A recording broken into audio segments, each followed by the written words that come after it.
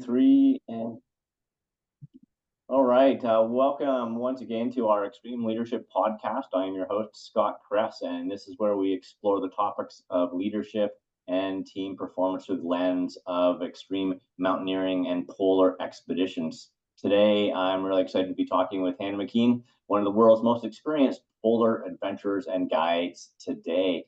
Hannah holds a Guinness World Record for the fastest ski to the South Pole. She's led 6 expeditions from the coast of Antarctica to the South Pole, has more sled hauling time, over 6,000 miles in Antarctica than any other person. She's the founder of the Polar Expedition Training, is an international speaker, award-winning travel writer. She's a fellow of the Royal Geographic Society, a member of the Explorers Club, and an International Polar Guide Association board member. She frequently hangs out with emperor penguins in Antarctica. So a lot of stuff. I mean, Hannah's done a lot of amazing things, a lot of amazing achievements, and I think that will give her some unique insights into leadership and teams. And I'm so grateful for joining us today. So welcome, Hannah, to the podcast. Thank you. It's an honor to be here. Yeah, so Hannah and I first met in Antarctica at the South Pole, actually, in December the 31st, 2016. I had just completed my first ski to the South Pole, and Hannah was at the South Pole to greet me and the rest of the team. She was the South Pole manager for Antarctic logistics and expeditions. And we spent a few days hanging out together at the South Pole as we were waiting for our flight to take us out of Antarctica. So it was a great opportunity to get to know Hannah, and it's great to have her back here on the show today. So why don't we start off, Hannah? Why don't you tell us a little bit about your background and how you got started in these extreme polar expeditions? Yeah, I don't think I have the conventional story or origin story of how I got into all of this. Originally, my first career out of university was I sort of worked my way up in a touring theatre company in the UK, and I became their marketing manager and then their head of touring. And so the first 10 years of my adult career was booking tours, and they were global tours as well as national tours in the UK for this all-male Shakespeare company called Propeller. And it turned out that a lot of the skills that I needed, project management, planning, people management for that job, actually has always stood me in very good stead for my career that then came to be in the polar regions.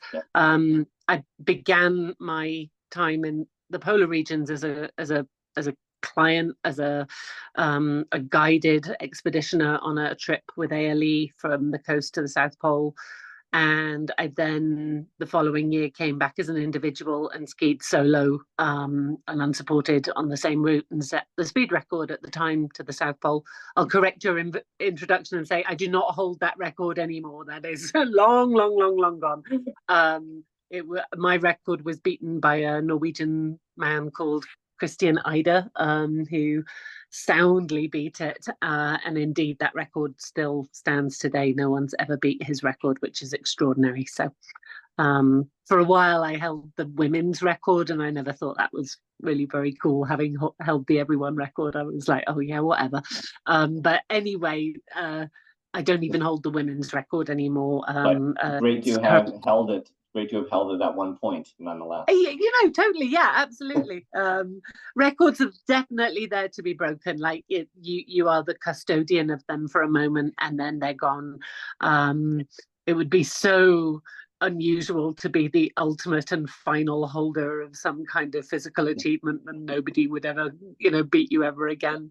But yeah, wonderful to have held that once and to have done that thing once. So. And then you continued working with ALE in various different roles. Yeah, after I'd done the solo trip, they said, oh, you're pretty good at this. Have you ever thought about guiding some people? We've got people who are interested in doing it with you.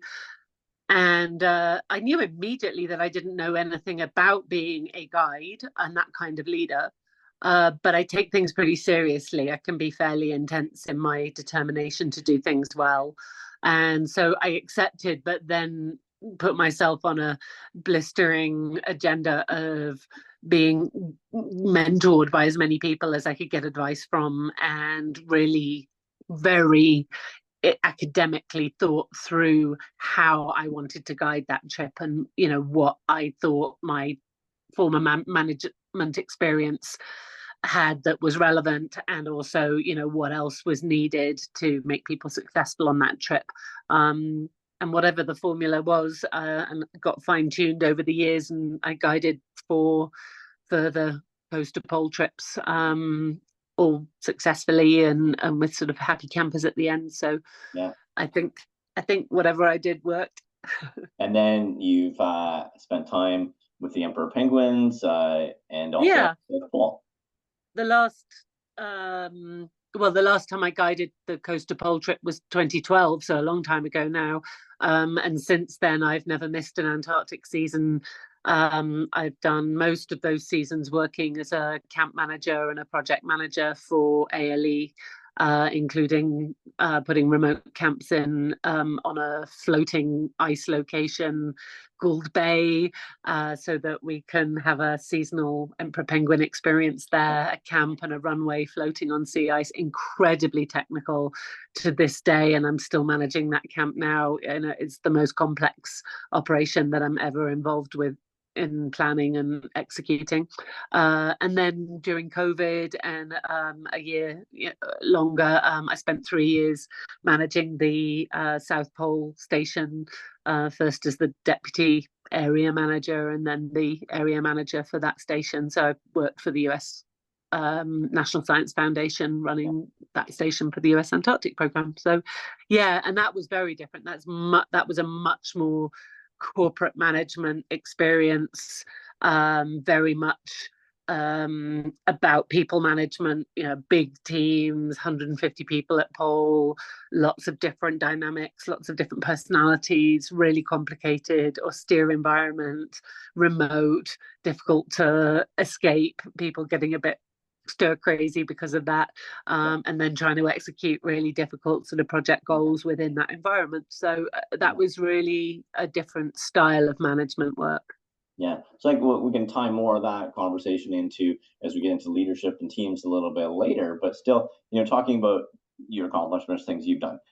So you've done 6 full coast to pole skis, which has anybody done more than 6? Are you? No, that's You still, also a Guinness World Record. yeah, So the there you go. certificate on the wall over there tells me. You still hold that one.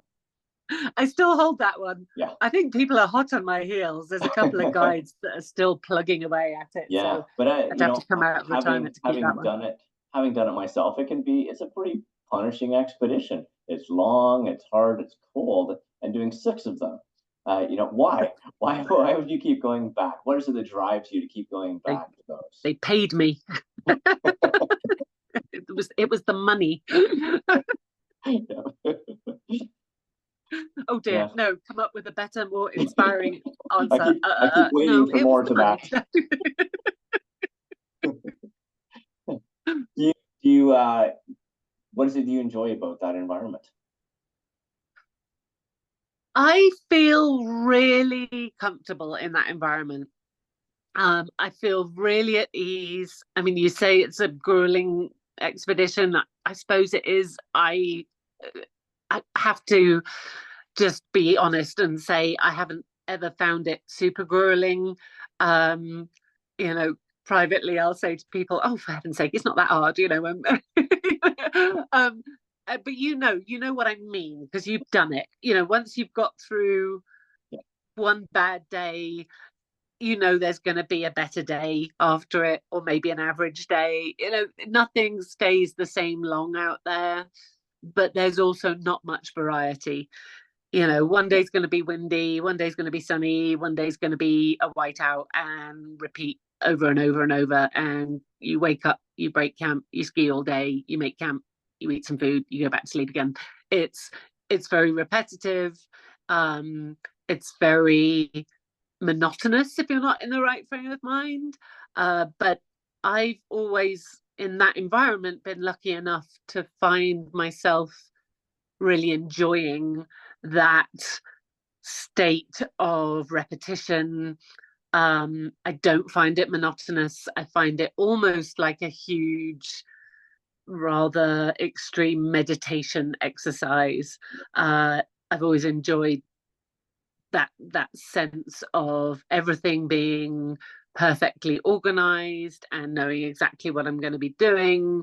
Everything's planned down to the last minute of the day, and I love to follow executing that. Yeah, absolutely. So, So I feel very calm out there. It's a really just soothing place to be.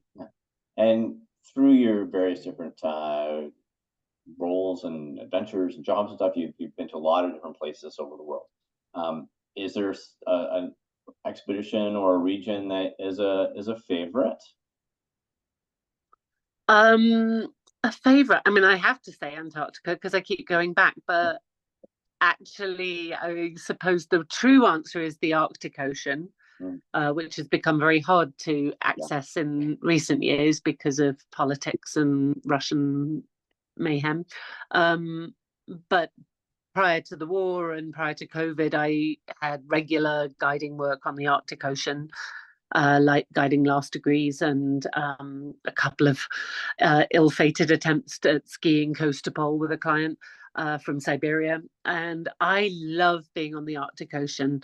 It's so stimulating, and every single day is a full day of problem solving. Every minute of the day, that environment offers you a new set of problems to find the best solution for.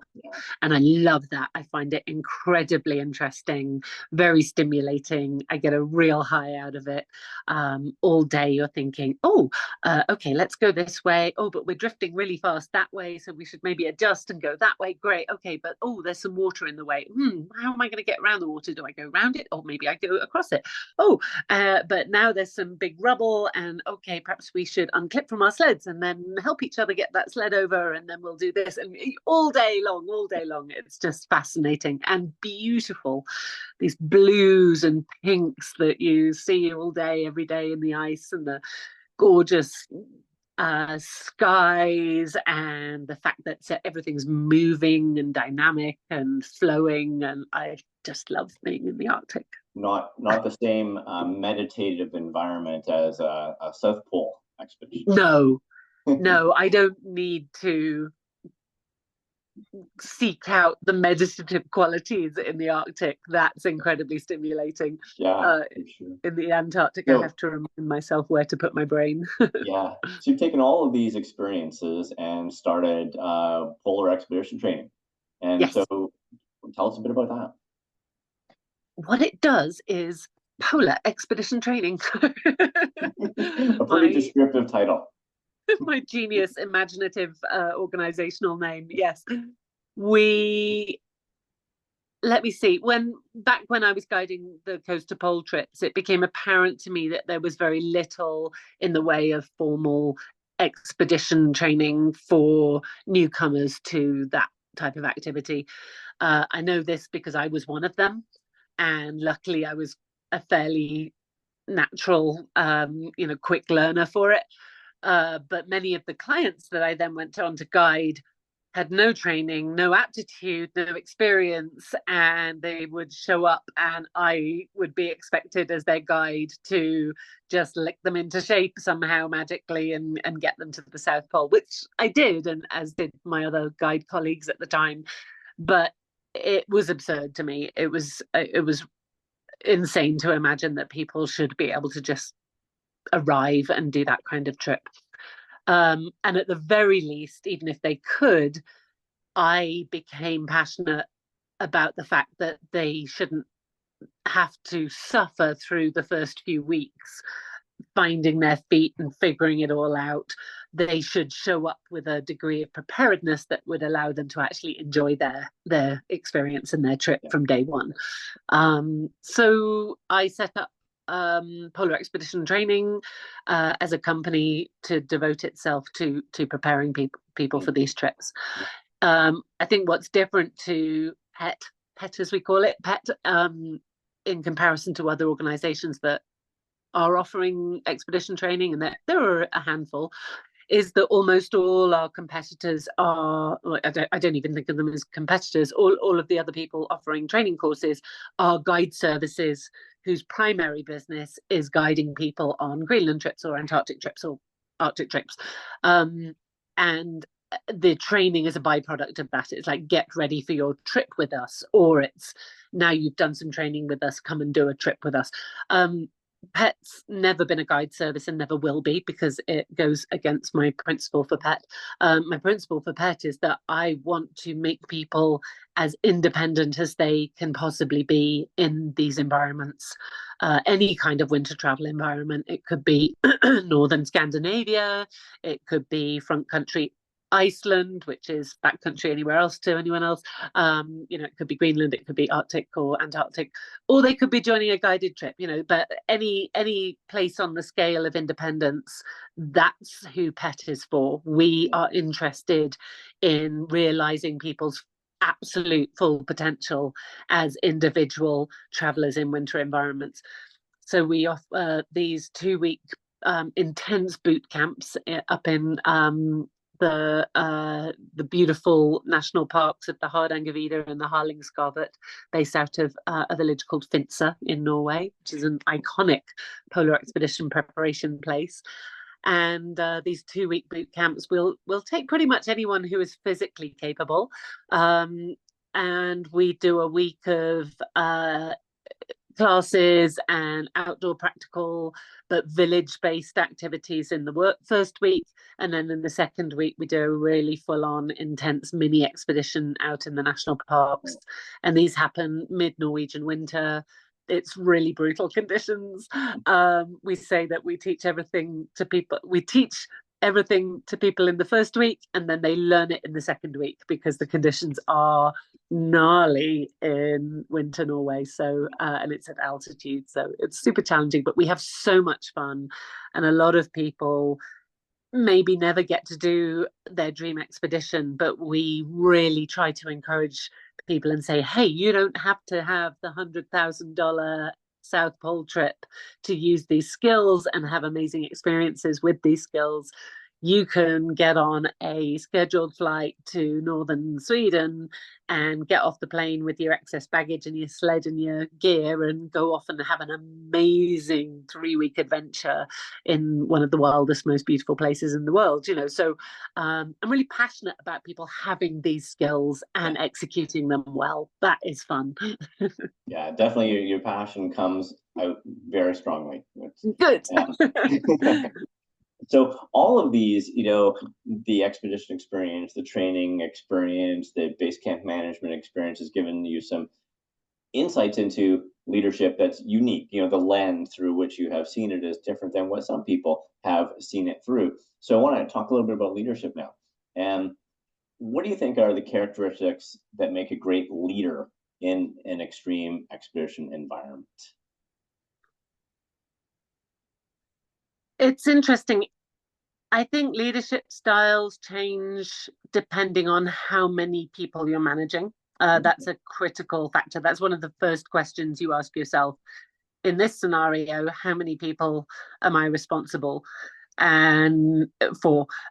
And then there's the question of, well, I'm responsible for these 8 people directly, but behind them are 150 people, so I'm at the top of a particular type of management pyramid. But on expeditions, those numbers become much, much smaller. And there are some factors at play. There is the environment, which does you a solid periodically as the experienced guide in a group. I remember the very first team that I guided to the South Pole in Antarctica, and they were a group of absolutely alpha, high-powered Wall Street businessmen who were all buddies, and that this was their thing they were doing. And it wasn't a full trip coast to pole, so they had minimal preparation. It was the last 2 degrees, so we were going to be out for a couple of weeks. and they just rocked up in the sort of party atmosphere, and they're all like got their in jokes and just they're kind of obnoxious. If any of you are listening, guys, I'm sorry, but you were on the first few days. And then there's me in the mix, young woman trying to assert knowledge and experience on a team that has really no interest in listening to you because it's a sunny day in Antarctica and we're walking around in our t-shirts and they're like, yeah, whatever, Hannah.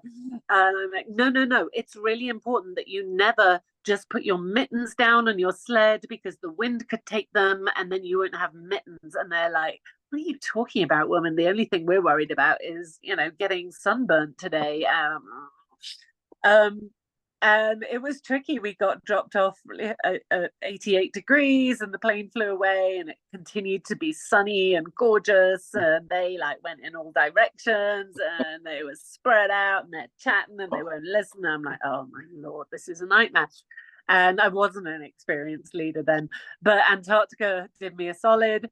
And on day 3, through the biggest gnarly blizzard at us, the temperatures tanked, the snow blew, it was a whiteout, you couldn't see anything, and they all went, ooh, it's a bit nasty this morning, are we just going to sit this out? And I was like, no, what are you talking about? Get your gear on, we're going out skiing for the day, that's what you're here for. And the weather continued to just be horrible for the rest of our trip, and they immediately fell into line and went, just, oh, Hannah, what are we supposed to do? My hands are really cold and I don't know, I can't see, I can't navigate, and my goggles are probably. And I was like, thanks, Antarctica, that's great. So would you all like to listen to some of the things I have to impart now? And they were like, yes, please. So, that's not leadership though, that's lucky taking advantage of the environment. Thank you very much. I was at sea with them before then, because I was only, I can't even remember, 32 or something, and hadn't really been in that type of situation with a bunch of headstrong blokes. So but so the environment sometimes really helps you out on expeditions, but then most of the time, and gradually as I became more experienced and was doing work that helped that experience off season as well, I think I quite quickly refined my leadership and guide style from then on. And that wasn't one of the 4 coast to pole trips. Obviously, that was a 2-degreer. The 4 coast to pole trips, I had a much better sense of what I wanted from this experience. So I think the first thing is that, and I consider this regardless of the size or scale of a management leadership role that I might find myself in. The first thing was that I considered point 1 that my client here was my customer, and I had a responsibility to deliver a certain experience to them. This was their trip of a lifetime. They had forked out a fortune to do it. They were probably going to find it very difficult, and it's got nothing to do with my ego, how I experience that thing. My only objective is to make sure that they are successful, that they enjoy it, that I'm not the bitch that ruined it for them, and that they learn along the way. And I think that for me, the biggest satisfaction I've ever got out of any kind of leadership role, but particularly guiding a long polar expedition, is that I know that when they go home and they finish skiing to the South Pole, they're going to go down the pub with their mates and go, yeah, I skied to the South Pole. Quite a big deal, actually. And, oh, yeah, I was out there for 56 days and it was super hard. And, oh, my goodness, and I'll probably write a book. And that they're probably not going to mention the fact that they had a guide who held their hand and chased down their mittens when they blew away, etc., etc.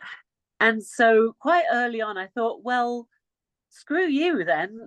I'm going to make sure that when you stand there in the pub with your pint and you have a good old brag, goodness knows you will have earned it. You will have earned whatever it is you've got to say. By the time you've finished a coast to pole trip with me, I will be listening to an audiobook and watching the world go by at the back, because you will be navigating, you will be fixing your own broken gear, you will be picking the campsite, you will be deciding when and where we're going to camp, you will be putting everything up, you will be running the stoves, you will be, you name it, you will be able to execute a polar expedition all by yourself without any help from me by the time you've finished a trip with me. And that was the principle of PET as well. I was like, I want these people to be telling the truth when they brag about their achievement in the pub. So there we go. That's the spirit of everything that I do. As my leadership style is customer service. If I'm leading a team of people who are running a giant facility like the South Pole Station, I work for them. They work for me too. It's not that I can't set boundaries and set expectations, but at the same time, I work for them. Their success is my success. My success is their success. So how do you unlock what they need to feel job satisfaction and enthusiasm, and to have the right safety standards in place, and to have a sense of creativity, but not overstepping stepping lines. But that's a two-way street, and I think I see a lot of managers who feel like I'm in charge and I tell people what to do, and you do some of that, but also there's the other 50%, which is you're a manager and you listen to what your workforce are telling you, and you try to understand what the barriers are to success, or a higher standard, or a bigger output, or a greater achievement. So I enjoy that. That's interesting. So it sounds like a big part of leadership for you is teaching. It's about helping other people to achieve and to learn. And, you see yourself in the customer service business, right? You're there to help them have a great experience. And, we often will refer to that, similar to a servant leadership approach.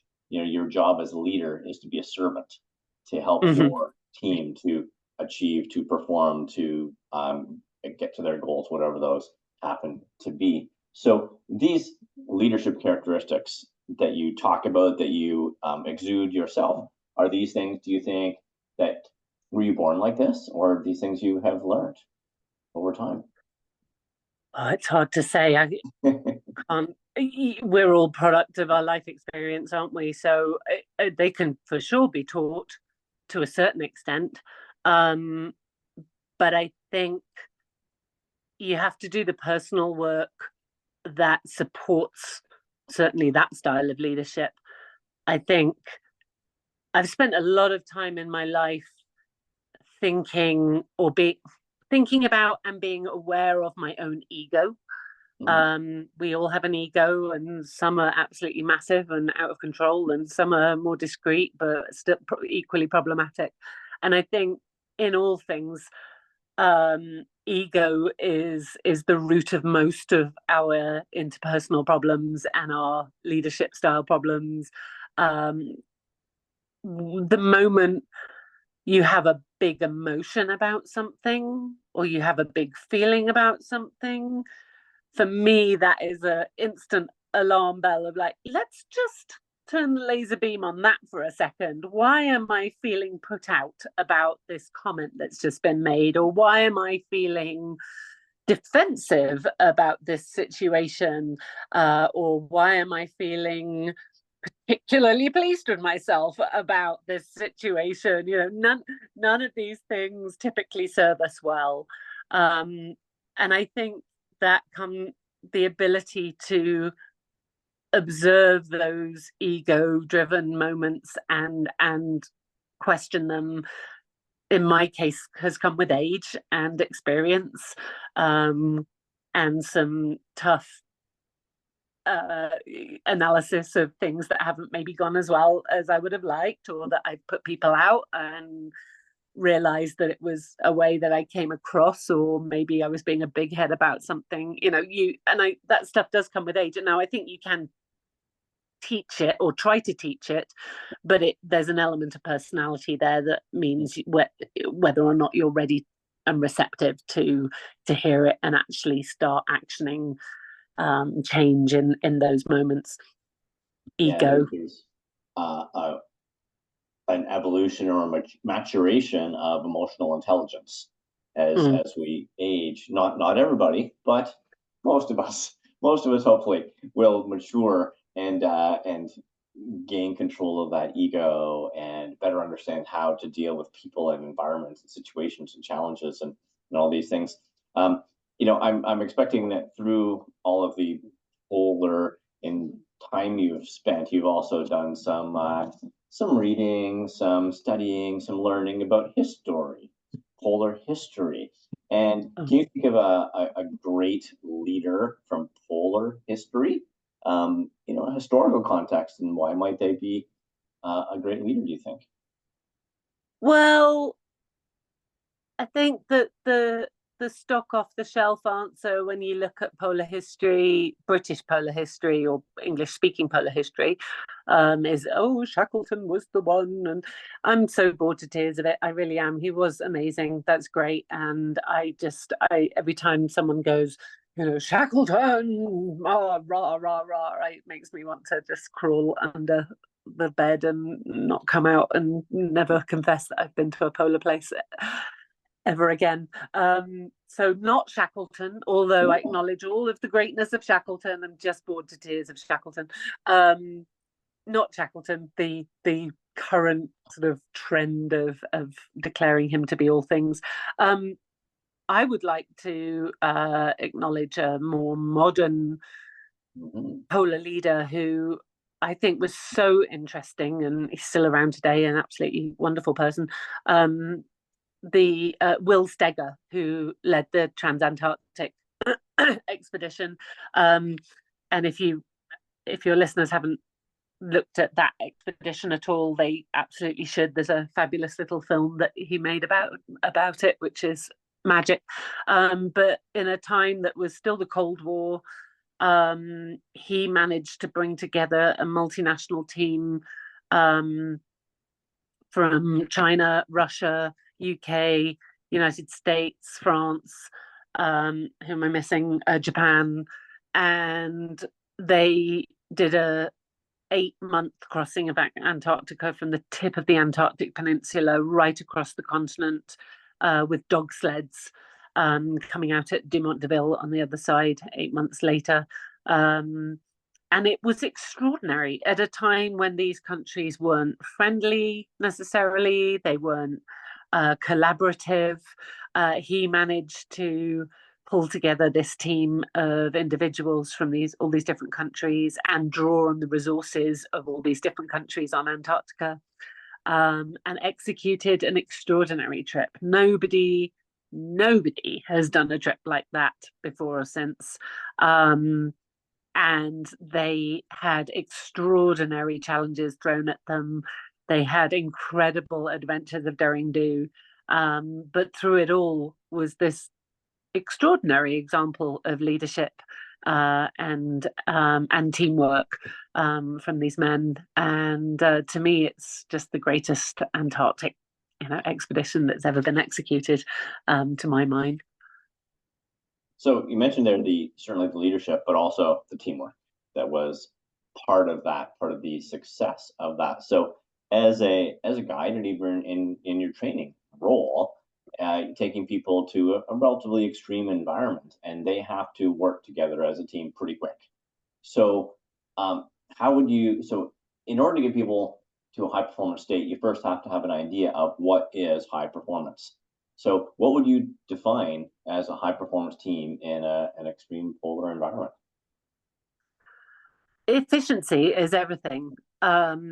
Efficiency in systems, efficiency in nutrition, efficiency in how you travel, the schedule that you travel on. I think everything that we teach could be brought back in every topic to how do we make this efficient? In that environment, there's no surplus energy or time or resources for making one of those big journeys. So any loss of efficiency in any particular part of the machine will negatively impact your expedition. So we do a lot of work working with nutritionalists who are experts in extreme nutrition in extreme environments and endurance events, talking about body efficiency. We talk about how you can break up your day in an efficient way. We talk about the necessity of not breaking up your routine because, I forgot to take a pee at that stop, but now I need to have a pee and I'm just going to stop and it's only a few minutes. And I have all sorts of exercises that demonstrate why these things have an impact. A classic one is navigating in a whiteout. Yourself, you've been out there in a whiteout, whoever's leading always drifts one way or the other. You have lefties and you have righties. I'm a lefty, and when you're leading, if you're not focused on your compass, you will always drift a little bit to the left, and I'll teach my students and say, in this type of whiteout, you have to stay glued, like don't lift your eyes from your compass. You just have to find a Zen state where you can just be staring at that compass and just feeling the ground under your feet, because there's nothing to look at anyway, so don't look up. And it's your teammates behind you that will let you know if there's something to see or if you're drifting one way or another. So it's such a team effort navigating in a whiteout. But sometimes I'll get students who are like, I can't just look. They keep looking up and looking around and like, no, I can go straight. And off they go, left. And I've had it on expeditions as well. And I remember being shouted at by one of my clients on a trip early on, saying, stop telling me to go right. Stop telling me to go right. I know I'm drifting left. I know, I'll correct it each time. And I said, look, the problem is that by the time you've made the mistake and then corrected, we've already gone off course. And he's like, it's a tiny amount. It doesn't matter. It's a tiny amount. And I said, okay, no, let's take a breath. I don't want to annoy you with this, but it is important that I teach you why it's significant. You spend we've got half an hour left of our march. You spend this half an hour doing what you're doing and the team will follow you. And I'll spend the next half hour staring at my compass and going dead straight, and let's see where we end up. And so we did this for half an hour. I'm chuckling away because I can see what's going on. But half an hour later we stop, and he's nearly a mile away from me, off on one side, and I'm waving and saying, this is where we should be. And it's so impactful. I think the point of that story really is that tiny things matter.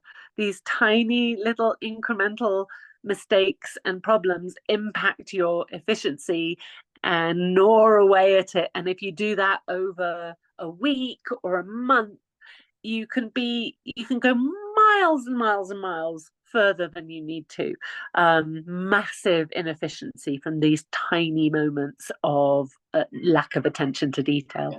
Everything in polar travel is about attention to detail and efficiency. So one of the challenges in these environments, like as a leader, communication is important. You need to be talking with people. You need people to talk to you. But in these environments, it's very hard to talk. You're in a line, traveling in a line with the wind blowing, and you look at the back of somebody's head all day long, and it's really hard to have these important communications. So how do you create an environment where you can talk and get the important stuff out, and people will also come to you and talk to you if they've got a piece of broken equipment, or they're getting a blister on their foot, or they think they might have some frostbite? How do you create an environment where with limited interactions you can still have high levels of communication? Definitely. It's definitely one of the topics that I work on every single day through our courses. And as a experienced guide in that environment, you know what the trigger problems are going to be in terms of communication. It's going to be in the whiteout when someone's struggling at the front and people behind are going, "You're going to the right."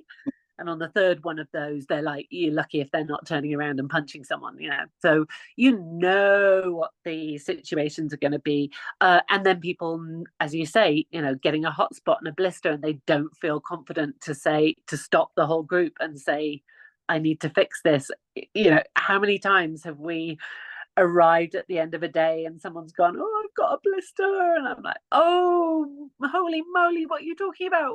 When did this happen?" "Oh, it was this morning it started." And like, "Oh no," you know. So we know as guides that's going to be the story. So there's a few things, you know, you have to be eagle-eyed at all time, you know, paying attention to your group as a guide, making sure that you're picking up on the tiny things that will give away when somebody's experiencing something that they're not communicating. So that's one thing. And I think that goes for any management team. You have to pay attention to your team members with the laser beam attention and understanding.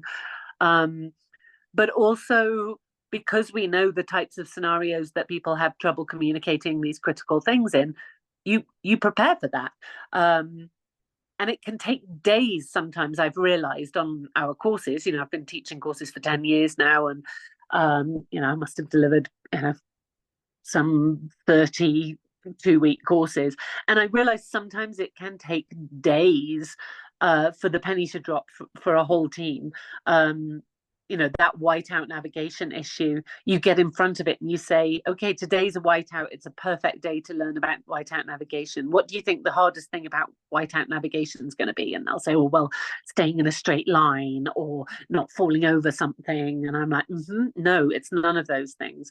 It's going to be not feeling intensely upset and frustrated and angry with your teammates whenever you're having to do this difficult task." And they're like, "Oh no, but we love each other. We've been doing this for a week now. We're the best of buds." And I'm like, "Yeah, give it 20 minutes. You'll all hate each other." And so you say, so to avoid that, here's what I've witnessed in the past, and this is what's going to be difficult. So let's designate a speaker for the leader, because when you're out front and you're making a mistake, it's good to just have one voice, not four voices all going, "You're going on." Like, so, you know, we'll designate the second or the third person, because they get the best visual. The third person's always going to be the person who communicates. Let's try that. And then let's designate some language to it. Let's say, we'll just use the words drifting left or drifting right. We'll give it some formality. This isn't critique. This is assistance. So actually, the person in the third spot is really, you know, the secondary navigator. So you guys are now a team, you two. Everyone else zip it. You know, so you start to work, and the solution's different for every single team, is what I've discovered. There's no hard and fast thing that works, but each team feels their way towards something that's wholesome and supportive, rather than critical and you know, antagonistic. So as you say, right, it's watching. And as a leader, you're trying out different things, and some things are going to land and work, and some things are not going to land. And so the stuff that works, you keep doing, and if it doesn't work, then let it go. And every team is going to be unique, and their needs and solutions are going to be different. What is can you think of a time, kind of the most extreme environment, maybe it's a storm that you've been in, where teamwork really made the difference between, you know, bad things happening, or, you know, people being okay? You know, every time there's a storm, teamwork is what stops bad things happening. I don't know that I can think of a specific example, because, touch wood, I'm glad to say I've had very few dramas in polar expeditions. But that's because in every single storm, in every single gnarly situation, hopefully you've already honed a team to a point where communication can be minimal. As you say, it's really hard to communicate on a windy, howly, nasty day. but instigating things like sign language on a nasty day. There's always signals that you can give so that the whole team knows that everyone's okay, or someone's not okay, or the pace is too fast, or there's a problem that needs fixing. Making sure that you've just got systems in place. It's systems. As I say, there's nothing new that's ever happened on a polar expedition. I have a little smug chuckle these days when trips come in and go, "Oh, it was the coldest it's ever been," or it's like, "It was the biggest sastrugi that there's ever been," or, "Oh, it was the softest snow that's ever been." And I'm like, there's nothing new. These things cycle through and come around. And I think not everyone has the luxury that I do of, 7 seasons of guiding long distance on that journey, and I'm like, oh yeah, no, that happens, that does happen. But I think acknowledging that everyone's personal experience is valid regardless. These things are very hard, but yeah, I think having a team that is calm and feels safe and secure regardless of what the environment is throwing at them.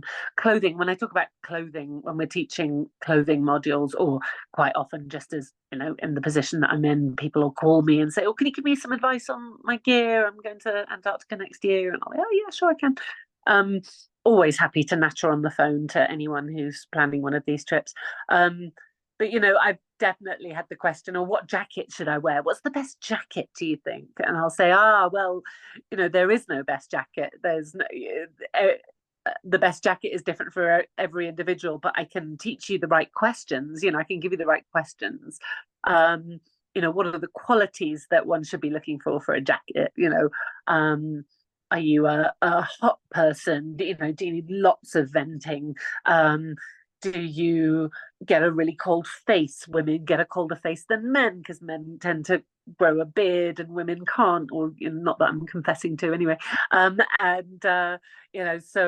women and men have different needs. Or do you want it to come way down over your bum because you carry your fat on your bum?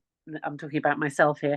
I have a fat bum and thighs, and they get really cold because there's not enough as much blood flow through fat layers as there are through muscle layers. So fatty parts get colder than leaner parts, and so I want a really long jacket that comes down over my bum and thighs, so that's unique to me, and I'm a very tall person, so it's quite hard to find a jacket like that. So do you see what I mean? So I'll say, in the classes we say, okay, what are the qualities we think we might look, and we have a whiteboard and we write them all up. But for me, the first question is, or the first quality I'm looking for is, I want to feel safe in this piece of clothing. I need to feel safe in this environment, and safe in this clothing, safe with this navigation, safe with this tent. I need to feel safe. And I think that's a great starting point for any of the questions of what to do on a polar expedition. Yeah, again, going back to teaching, right? It's yes. helping people to feel comfortable, to feel safe, to have levels of satisfaction, engagement. That's the role of a leader. Now, I want to talk a little bit about change, because change is a big part. Leaders will instigate change. Leaders will guide people through change. Maybe not as much change happening in Antarctica, because it is, as it is, day after day, kind of the same thing. And the change is the weather. It's sunny, it's not sunny, it's windy, it's not windy, whatever. But I think the Arctic has got a lot of changing environments, and so as a leader, you have to be, when change happens, that changes your whole plan for the day. How do you, as a leader, or how should you, as a leader, absorb that, and then how do you then share it to your team? Yeah, I think polar expedition leaders are always secretly a benign dictator. There can be only one. There can be only one leader on these trips, and it has to be a person of exceptional experience and understanding of the environment. And occasionally, more in the Arctic than the Arctic, there might be a situation where you have to sort of bark some commands, like if you've seen a bear in the area, and the rest of the team hasn't yet encountered it, you need to be able to bark like, okay, stop, gather round immediately, not fluffing about. There are moments where you need a fast, unquestioning response from your team. But they're really rare. It's important just to have the relationship in place that when those things happen, they happen willingly and without sort of what, why, what, I don't want to come over that. No time for that. There's a bear behind you. So, but getting yourself to the position where you are that kind of leader that the team is happy to respond to in that way, that takes a lot of respectful listening and absorbing, and when you're instructing, making sure that you don't trigger defensive responses in people. I think anytime you trigger a defensive response in someone over anything that you're trying to communicate or make happen, then you have failed as a communicator. Like, you should have headed that off at the pass. The moment people become defensive, it's an unconstructive situation immediately, and you need to back out of that and figure out how to do it better. And that's the same in personal relationships. I think, I wish they taught this stuff in school, so you knew how to talk to, boys or girls or whoever it is you're attracted to. It's very difficult in relationships to not go, why do you always do that? And instead of deep breath, calm, wait till the big feelings have gone. Hey, that thing happened earlier. It kind of made me feel this way. I don't think that was your intention, but it's kind of where I landed. Perhaps I was feeling defensive. Did you mean that? And is it because I've made you feel something? A constructive conversation that's safe for the other person to go, oh, I'm so sorry. I was just kind of being a dick. I apologize. Let's have a constructive conversation about that. Oh, great. Okay. I'm so sorry. Blah, blah, blah. But the moment you get somebody going, well, I did do that. I don't know why do you always do something? Oh, well, disaster. So personal relationships, commercial management, situations, polar expeditions, you've got to be communicating in a way that gets you to where you need to be as fast as possible. And that isn't barking an order at somebody. That is making sure you're communicating in a way that makes them hear you. Yeah. As changing our leadership style based on the situation, right? And there are times when we need to be the commanding leader. There are times when we are the facilitator leader. There's times when we're the strategic leader. So you need to be a different leader based on the needs of the situation, based on the needs of the individual or the team. And then, you're also referring to, again, going back to emotional intelligence, we talk about the amygdala hijack. When somebody feels threatened, whether it's physical threat, mental threat, or emotional threat, that's when our amygdala puts us into that fight or flight situation, right? And so we need to be understanding what are the triggers that can put people into that amygdala hijack. And when they get to that, how do you bring them back down again so that you can now have this rational conversation and work out whatever it is that you need to work out. So on these expeditions, they're long. There's a lot of repetitive movement. People can get tired physically. They can get tired mentally, tired emotionally. They can get tired just from not sleeping well because the sun never sets. You have to be resilient to get up every day and to do it. So is it, why would you say, resilience is really important? And is this something that can you teach resilience, or do people have to come already having resilience? What can you help that with people as a leader? People have to have a degree of it, but probably only the people who have a degree of it are the ones pursuing these types of expeditions. So it attracts a certain personality, perhaps. Sure. Yeah. But that said, when you're out there with a team, you've been there, I'm sure you had some examples of these. Part of the teamwork is understanding where people's strengths and weaknesses lie within their resilience. So, I know myself. The last person I guided, I did a one-on-one trip. The last trip I did, and we were both pretty solid. He was a wonderful Finnish guy who was an excellent skier and super strong and very quiet, and our personalities suited each other. We're both quite introvert and peaceful.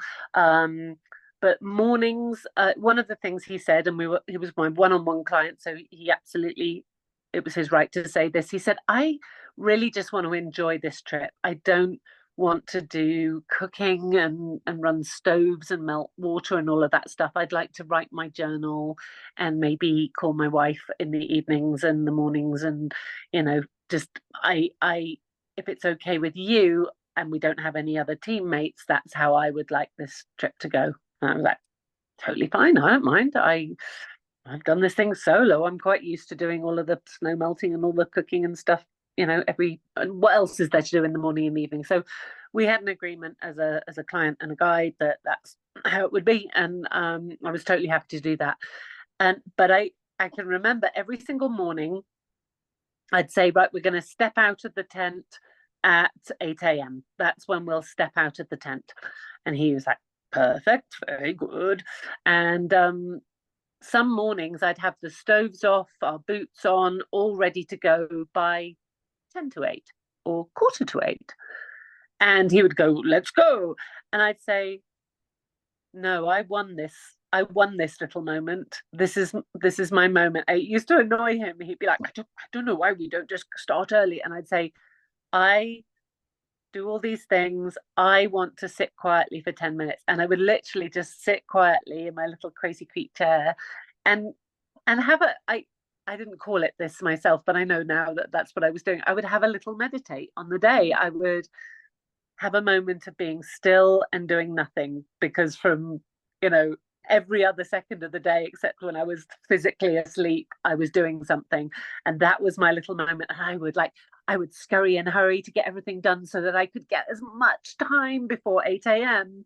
And at 8 a.m. on the dot, I would open my eyes and be like, yeah, okay, we're gonna go now. And we would step out of the tent 8 a.m. every morning. But that was my little weakness. Not a weakness, but I needed that.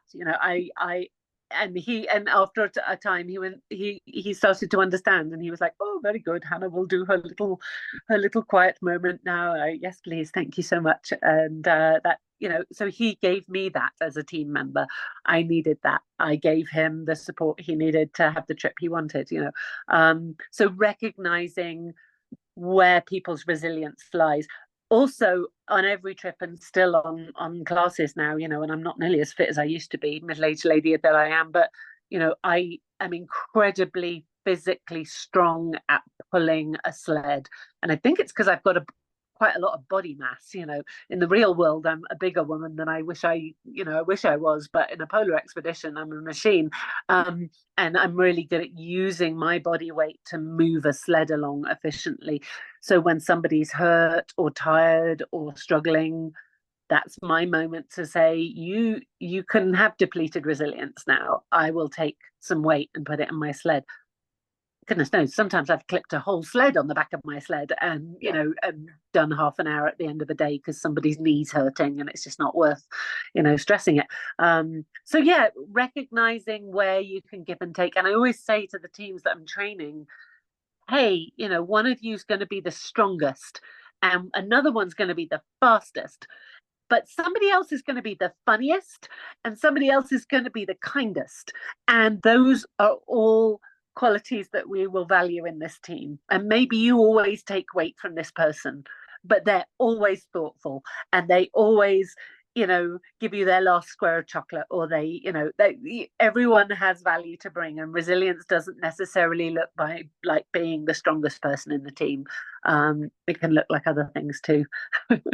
Yeah, and so knowing what it is that you as an individual need to be resilient, to be able to then step out of the tent and perform and do what you need to do. Yeah. Yeah. If you're going to be pulling less weight than everyone else, then make sure you always dig the toilet hole at night, and make sure everyone has a nice toilet. Brilliant. Yeah, sharing the roles. Now, you mentioned solo, and so what would you say? How does being on a solo? In many cases, it's very obvious, but how does it differ being on a solo expedition as to being on a team expedition? And then the second part of that question is, what are the joys and challenges that you find within a solo expedition for yourself? Well, and that is the difference for me. And I know some people have, torturous solo trips and have really struggled and written excellent books about how struggly they were. But for me, I, I just feel a bit blessed because my long solo trip was an absolute pleasure. It was the ultimate giant meditation exercise, and to not have to worry about anybody else's um, issues or weaknesses or agendas is such an indulgence. Those 39 days and change for me to this day are that period was one of the most indulgent and rewarding and satisfying and peaceful experiences of my life. Just the rhythm that you find when you're alone and no longer really having to think about what you're doing, but just sort of moving through an environment. The efficiencies that you find if you're an efficient minded person, which I think I am. Your ability to move efficiently through the environment and not be stressed by the environment, and to enjoy every moment of the environment. There's definitely a certain subsect of polar expeditioners who feel like they're doing battle with the environment. I see it in sort of military types, maybe. There's a sense of rah, rah, we will, conquer the Antarctic and we will battle through the storms and we will have frostbitten faces and chewed up noses and it all looks a bit hard work to me. I'm not a fan really. To me, you it's more akin to finding a way of slipping quietly through the environment and not disturbing it or being disturbed by it. Finding a way of accepting whatever the world is presenting to you at that time and that day, and accepting it for what it is.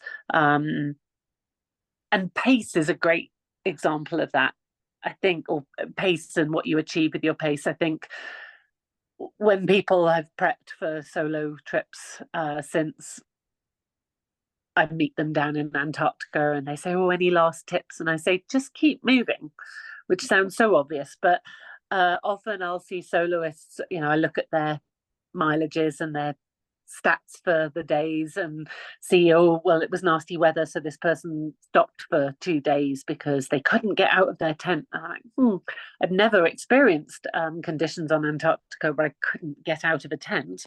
And I say to anyone who asks me, for a tip, I say, just keep moving every day, all day, every day. And they say, but what if I can't move in the environment? I say, well, do the toilet test, because you always dig a toilet hole outside the tent, maybe 10, 20 feet away. I say, if you've managed to get out of your tent and hunker down and push your way through the wind to your toilet hole and do your business and then get back to your tent, does that mean that you could also then perhaps have got out of your tent and moved all day at a diminished pace to your normal pace, but and achieved something with that day and put yourself back to bed the next night? And a lot of people have said, "Oh, I'm so glad you gave me that chat about the toilet test. You should always get out of your tent and decide if it's actually as bad as it seems, because it's never as bad as it seems in the tent. It always seems worse in the tent. So just keep moving." And as a soloist, that's where you learn that stuff. You think, well, I don't really want to sit in my tent all day. I'll get out and go and have a little look around. And you think, oh, actually, it's not too bad at all. Yeah, so I loved solo. I consider it one of the great luxuries of my life to have done that trip. I would love to do it again, really, but I would do it very quietly. Nobody would know. Yes. I think in some cases the toilet test might not work with a soloist, because sometimes with a soloist, your toilet is in your vestibule. Oh, I never did that. You don't even get out of your tent. So, just to bring us back, to start to wrap things up here, come back to team. We talked about solo for a bit, team. Do you have, and I know this is asking a lot because you've had a lot of different experiences, but can you think of a favorite team experience and why it was so? A favorite team experience. Oh, golly. Why? Gosh. But then all the other teams will know that they weren't my favorite. Yeah. Somebody's always got to be number one, right? Actually, a trip that I think of with such fondness, and oh, it just makes me smile every time I think of it. And there's a little film about this. I think it still lurks on YouTube somewhere. Blizzard expeditions. So back in 2005, 6, 7, I think 8 maybe was when we wrapped it up. My partner at the time, a lovely Australian yachtsman, Dave Price, and we bought an old boat and we refitted it as an expedition yacht. She was an amazing 60-foot aluminium schooner who we refitted as a badass expedition yacht built for high latitude sailing. And we did that refit on the east coast of Australia in a village called Yamba. And then we sailed her down to Sydney as a little shakedown. And then we sailed her down to Hobart, where we had a home base. And then we put together a small crew of friends and some great kids who we've managed to pick up somewhere. And we sailed a 31-day passage around the Southern Ocean from Hobart to the west coast of Chile. And this was our relocation cruise to position ourselves in Chile, where we spent the next couple of years doing charters down to Antarctica and around Cape Horn and through the Beagle Channel and all that great archipelago of islands down in southern Chile. And we had an amazing time with that yacht. We had such amazing charters and trips and adventures in the Southern Ocean with that yacht.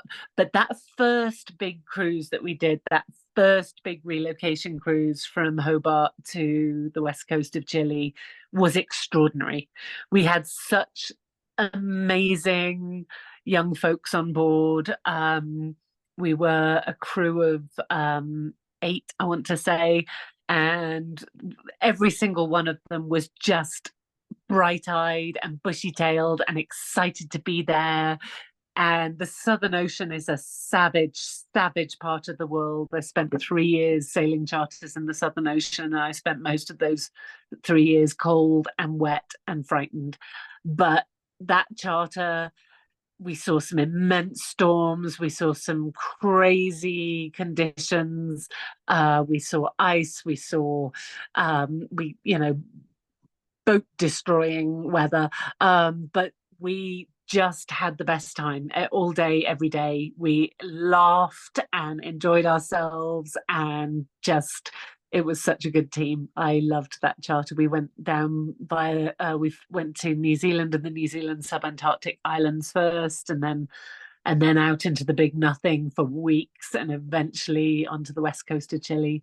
And it's just such a difficult ocean to be in, and staying safe and operating effectively in a tiny vessel in a vast ocean that's so savage like that is an extraordinary thing to have been part of. I'll never forget that trip. Blizzard Expeditions was our company. Doesn't exist anymore. We sold the boat long ago. But somewhere on YouTube, there's a little tiny video about that trip. And if anyone's bored, they can go and look for it. I'm gonna look that up. But I think that's a great way to kind of sum up our conversation, right? It's working well together as a team. It's about leadership. It's about preparation, and then you can go through pretty much anything, and you can and accomplish some great things and enjoy it. I think one of the biggest things that I've taken from our conversation is the joy that you take out of what Mhm. you do, right? And you can have joy when everything is put in its place. You're not struggling, you're not trying to survive, you can just enjoy the experience. Yeah. And, the joy doesn't have to come from a big achievement at the end or a pat on the back. Mm. You know, you your joy as a leader, I think eventually you figure out it's like being a parent. It comes from an internal sense of, oh, I helped that happen, as you watch your kid doing something fabulous or your team doing something fabulous. Um, having pride in the people that you've helped, you know, to produce whatever it is enough. And I think my toppest tip for anyone who is an up and coming guide or dreams of being a guide or is a guide and maybe hasn't quite sort of reached the place that they should be with their guiding is, often the commonest thing I want to say to guides is you lead from the back. And and when you get to wherever you get to, you might not be in the photos, and that's okay. But when you lead from the back, and I mean physically, like actually be at the back, because that's where you can see your team, and that's where you can see the problems as they're coming to, to life. You lead from the back, and the glory slots at the front are for your people, are for your team, are for your even in bad conditions, even in a crevasse zone, you might be at the back, because you're the person who can catch people and get them out again. Even in bad conditions where other people can't navigate quite as well as you might still be at the back because that's where you can see the problem and the line moving. Yeah, you lead from the back, metaphorically in corporate situations maybe, and actually in polar guiding situations. And don't expect to be in the photos, don't try to be in the photos necessarily.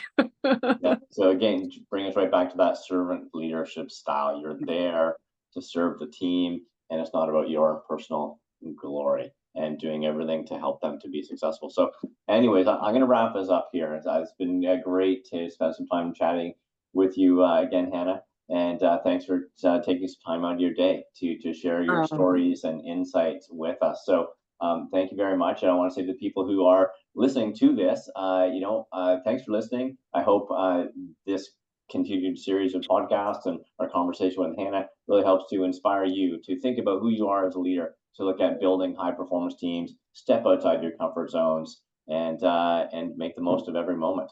So thanks, Hannah, and we will. I hope to chat with you again soon. Thank you so much. Real pleasure to talk to you, and yeah, see you again soon. Thanks, Hannah.